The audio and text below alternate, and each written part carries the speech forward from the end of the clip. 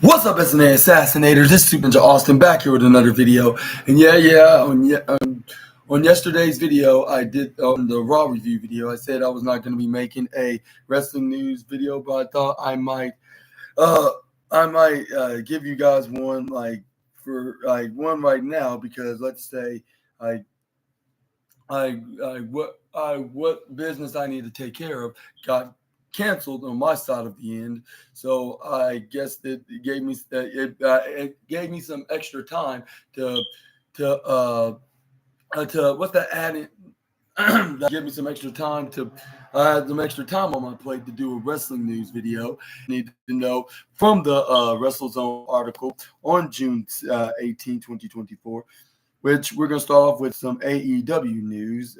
In their Collision viewership increases against NHL Stanley Cup final game 4 on June 15th. AEW Collision viewership increased on June 15th. WrestleNomics via Programming Insider reports that Collision drew 431,000 viewers on Saturday. This number is up from last week's when they had 388,000 viewers watch the show. In the 18 to 49 demographic, Collision scored a 0.13 rating. This number is a level with last week when it drew a 0.13 rating.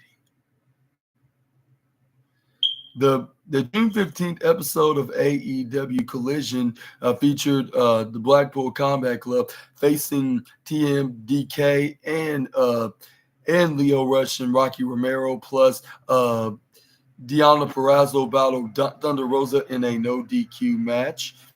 In the main event, we also got the House of Black against Juice Robinson and the Guns, which is also known as the Bullet Club Gold's Bang Bang Gang. Which the House of Black obviously won that match. But what's your thoughts on this high number, than it was the previous week, which I believe it increased over how many thousand views? About, if I'm guessing this correctly, I would say about 43,000 viewers. Yeah, because they got 388,000 viewers. While this week, they got 431,000 views. So that's counted up. That's that really is 43,000 views than they got previously. I guess that's a high number in a way. Even though it's not highest is 100K or even a million, at least in the bare minimum. But at least it's showing that there is some AEW fans that watches it. When there's nothing else on or there's nothing else that they're doing, they just need to find them days that when they plan on to have their big show on, for everybody to watch. But let me know down in the comment section right down below. Do you think this number is going to get higher or lower? Depending on what big event's going to be on, like a show that everybody watches. I don't know right now. I haven't been watching some very popular shows at the moment, so I cannot recall. But what if it's a sitcom or a very popular drama show or crime show, action pack, or even a sports event like the Stanley Cup or the NBA Finals, or whenever day that they're gonna have some competition. But let's move on to the next news slide. We got some CM Punk news now, as he said, he promises that Drew McIntyre will never be a champion in WWE again. And CM Punk makes a promise at Clash at the Castle while he interfered and cost Drew McIntyre his match against World Heavyweight Champion Damian Priest. Speaking on the WWE Clash at the Castle post-show press conference, CM Punk was asked about potentially taking the world title from Drew McIntyre as an opponent, as opposed to costing him the title. He said, "Why would I want to? Why would I want him to have anything good? No, I'm not mad that I was injured. Accidents happen. It's a full contact sport, like where we're athletes. Stuff goes wrong all the time. I would never wish injury on another athlete. No, no matter how much I dislike them. I will never wish to do and what puts food on their table for their family. So no, animosity towards Drew McIntyre for the injury. No, the animosity comes from being gleeful about it. Like he prayed for it. Like now, I'm gonna pray on him. He's never gonna ever be a champion here as long as I live. CM Punk makes a promise. CM Punk continued by promising that Drew McIntyre will never be a champion again as long as he has air in his lungs. He ended, not as long as we're on the same brand, not as long we're in the same company, as long as there's air in my lungs. Drew McIntyre's never, and I promise you, and it's never a promise that he made, like the empty promise that he made to his wife. I promise never gonna be a champion ever again. But what's your thoughts on CM statement on the press conference after the pay per view premium live event this past Saturday? And do you think he's gonna be manage to keep on to that promise and be a man of his words, or do you think Drew McIntyre is going to overpower CM Punk and he's going to make Punk break his promise and he's going to actually be a world champion? Whether if he defeats Damian Priest or Gunther or even the Judgment Day's stablemate Finn Balor, like if he ever get a shot at Priest's title. Let me know down in the comments. Either way, down below. But yeah, I get to see CM Punk is going to try that, and then. And once at first it's gonna work, I can see that happening. But when Drew McIntyre thinks he took out the straight edge superstar for good, and then he'll go after for the world championship, which he'll be successful for that, and he's gonna have something to brag about. Like not only I defeated CM Punk and got rid of him from WWE and kayfabe, of course. He also captured the world heavyweight title, same title that CM Punk cost him at WrestleMania 40. And then when 41 is about to come into the present day, like we could see him defend that said championship against the straight edge superstar. And I'm gonna show you how they're gonna do it, because they're gonna have CM Punk gonna go to the Royal Rumble, whether if he's number 30 or not, and he's gonna manage to stay in the ring with plenty of other superstars. And he's gonna throw him over each one over the top rope until he's the last one standing, and then he's gonna get a shot at the world championship. He's finally gonna get a shot at main eventing WrestleMania, something that he has yet to done like in his previous run in WWE, but he managed to do so at this year's Showcase of the Immortal event. But yeah, let me know down in the comment section right down below if that will ever happen. Do you think CM Punk's gonna finish his story next year like Cody Rhodes did this year in 2024? Let me know down in the comments. But let's move on to the next slide. But yeah, this Friday we will indeed see CM Punk, and he's going to address his future in WWE, and also his injury on his left triceps, which I believe that's where it's located at. But it seemed like he's probably like this close from being cleared, and I can just feel him saying that on this Friday's episode on SmackDown. Correct me if I'm wrong, but I'm just thinking like that might happen. But if it doesn't, then I was not expecting some kind of an attention. Anyways, I was just saying like because I'm just looking at it in the fun side of the pond because I want to have fun with it. Like even if I don't get it right, at least I'll admit it that I didn't get right, but I'll talk about what he said, and there's still going to be something exciting happening, like into the matter. But let's talk about some Jeff Hardy news next. Like he's cleared to wrestle with a broken, with a nose mask, I should say, with a nose mask. Well, I said a broken nose, with a nose mask.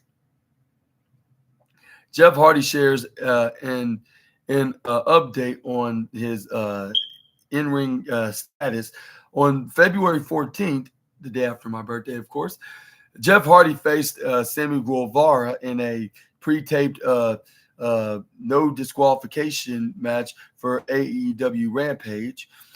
Amidst the action, however, Jeff appeared to sustained an injury of a sort of sorts, like specifically when Guevara knee advertently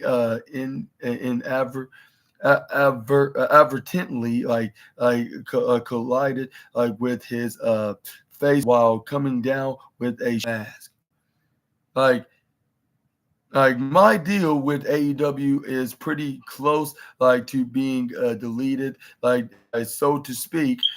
So we'll see what happens, man. I'm excited to see where I go from here.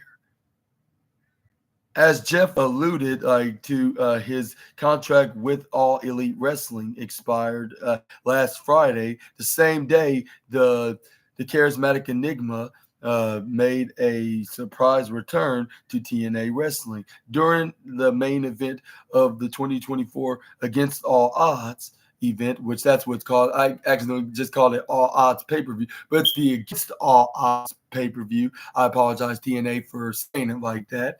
But anyways, there Jeff, along with Joe Hendry and the Nemeth brothers, most specifically Ryan and Nick, helped Matt Hardy fend off the post-match attack from the system. Moments before that, Matt unsuccessfully challenged Moose for the TNA World Championship. Despite his TNA return, like his brother Matt, he's been reported that he's still a free agent. Which, you never know where he could possibly land at. And where do you think the Hardy brothers are going to be signing the contract if they decide to sign with a company? Do you think it will be with a TNA? Do you think it will be with New Japan? Do you think it will be in Major League Wrestling? Do you think it will be in the NWA? Do you think they're going to go back to AEW?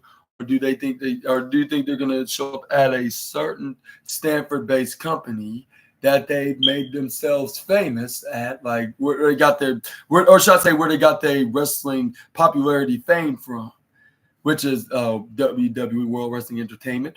And something tells me, maybe, just maybe, we will be seeing, not only them, but also this Joe Hendry guy, which is the same guy that beat my boy Simon Miller at the Turning Point pay-per-view or event or wherever it was in Newcastle, England. But I just feel that that's going to happen, and this is where we can see Vic Joseph and Booker T is going to be shocked, like Booker, that's Matt and Jeff Hardy, and that's what's his name, Joe Hendry from TNA, and then and this is where Booker T will be like, oh yeah, I should have heeded Cody's warning or make some kind of reference, because Cody did say there's going to be wrestlers from other locker rooms that's going to be wrestling on this event. But either way, like even if they don't show up, I'm still feeling that they're going to make some kind of appearance in WWE, whether if it's under a contract with them or crossing over from TNA to WWE. Let me know down in the comment section right down below. If you like it, which one you think? Do you think it's going to be a totally different crossover, like perhaps on the main roster, or do you think he's going to be on this NXT 25-man battle royal to determine to see who's going to face Trick Williams? Don't tell me it will indeed be Joe Hendry because he's the popular guy in the. But I think it'll be somebody else totally different. We're gonna probably. Well, that doesn't mean we're probably not going to see the last of the Scottish Britain wrestler. Is he British? I heard he's Scottish, but I also heard he's British from somebody. Like I think he's mixed. Correct me if I'm wrong, which I need to do some little researching. But I'm just taking fellow wrestling YouTubers' words, like what they said about Joe Hendry. But either way, like something tells me it won't be the last because we're gonna probably see an Ethan Page or what's his name, Alexis King, trying to go do some kind of a controversial act onto Joe Hendry, like. They'll give him a reason why he's going to be staying around on NXT because he wants to get their hands on the obnoxious heel wrestlers on the yellow and gold and white and black brand of WWE, which is also their developmental territory. And then this is where you can see Joe Hendry will go straight up to Ava's office. This is where he'll ask her to book him in a match against one of the two heels. And then this is where we could. Or it could be, what's his name, Sean Spears. Like, you never know. I think it will probably be mostly those. But I think it will be more likely Alexis King. Or number two will be, what's his name, All Ego Ethan Page. But yeah, we're going to see Joe Hendry getting more likely revenge on either of those former AEW guys before Gunther do. But we're just going to have to see like what's next for the popular Scottish/British wrestler. Like if he does show up in this battle royal, and if it is some kind of a 25-man crossover TNA WWE battle royal to determine who's going to face Trick Williams for the NXT Championship. But let's move on to the next slide. We got some Chad Gable news now as Triple H have high praise for the 2012 Olympian, saying, I would like for Chad Gable to be with WWE forever. Triple H wants Chad Gable to stay with WWE for a long time to come. Ahead of Clash of the Castle, Chad Gable confirmed that he re-signed with WWE. His contract was coming up, leaving his future up like in the air, but he opted to remain with the company. Speaking at the WWE Clash at the Castle post-show press conference, Triple H commented on Chad Gable's performance at the show where he faced Sami Zayn. He said, Chad Gable, proven again, he is just one of the best pure athletes that he have on the roster and in the world. His athletic ability, like the things he brings to the table, are second to none. Like he's an incredible performer. Gable again showing up tonight, like in just taking it to another level, like which I'm very happy for, like him, like happy for him and excited that he is going to be where he should be, which is here in the WWE for a long time to come. Then Triple H went on about Chad Gable resigning with WWE. Triple H was subsequently asked about Chad Gable re-signing with the company, and he talked about they had like by explaining the truth is he's an amazing performer. I would like for him to be here forever, for him to be able to perform at the highest level, be seen by the most popular, have as an incredible career. Like I leave here like as healthy like as possible, but the environment like has changed. Like and he is a part of the change. So to me, it would have been a shame. Like I would have been sad if he had been here all this time and he just went elsewhere for whatever reason. I I would have been happy for him if that was right for him. I would have wished him incredible success. Whatever he went, that's part of the game. That's part of this business. But he's an incredible performer. Triple H went on to say that regarding their talks, that was not his business to discuss. He emphasized that he was thrilled that Chad Gable was staying with WWE and he was excited to move forward. But what is your thoughts on Triple H?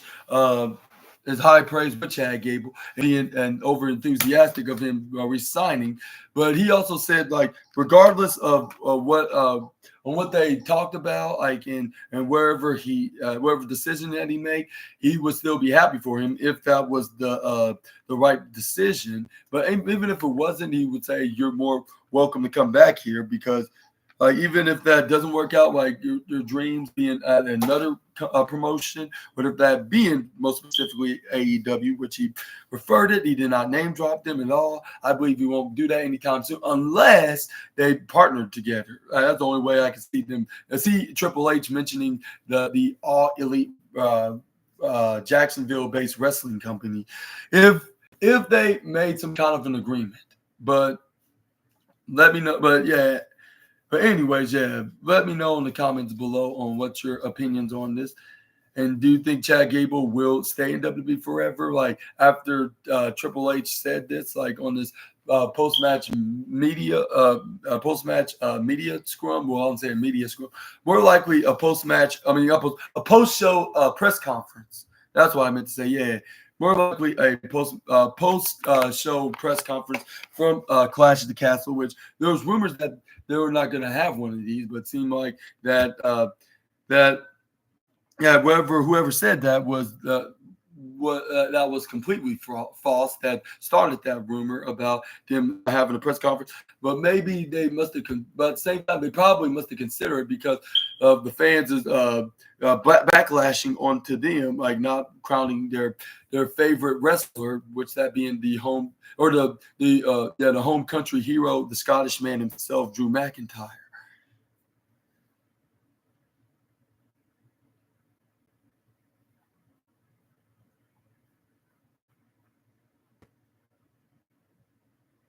But let's move on to the next slide. But yeah, whoever said that was probably some fake news, or I would say fake, more likely false. Like they took it out of contact, and then that just shows you like be careful what you say or do unless you got the full information of it. Don't be spreading out some rumors unless you have full proof, if it's true and accurate, like from that said company.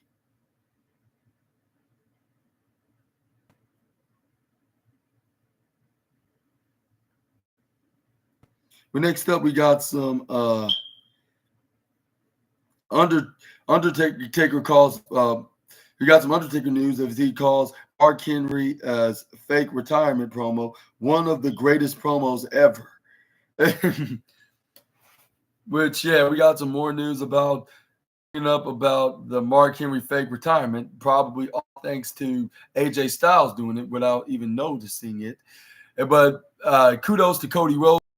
acknowledging it and bringing it up on TV. So you had to do a Mark Henry just to get a shot at my WWE championship, which that's 100% true. Like, well, even he may have not got it from Mark. I don't know. I'm not sure if he's telling the truth or lying, but all I know is that he said that he did not he all I know is he just said like he did not notice until afterwards in the last minute until everybody started comparing to it. And even before everybody on YouTube was doing it, I was thinking the same thing. Like when I did it on my SmackDown review video on that night, I was like, it gave me that vibe from 2013 when Mark Henry did that to John Cena in order to get a shot at his WWE championship. He faked the retirement, and then this where it looked like he was about to hug Cena, but he picked him up, hit the world's strongest slam onto the future 16-time WWE World Champion. But yeah, let's talk about this right here. When it comes to promos, there like a lot of good ones like that comes to memory of a wrestling fan. But when speaking about retirement, like speeches, like to be more specific, fake retirement, like speeches. Only one stands out for most fans. It is, of course, the one of Mark Henry's. Recently, AJ Styles also pulled a Mark Henry. The WWE Hall of Famer, The Undertaker, recently shared his thoughts on both AJ Styles and Mark Henry's promos. That's what Cody Rhodes said. He said, "You had to pull a Mark Henry on me," which that was very hilarious, and I want to give kudos to him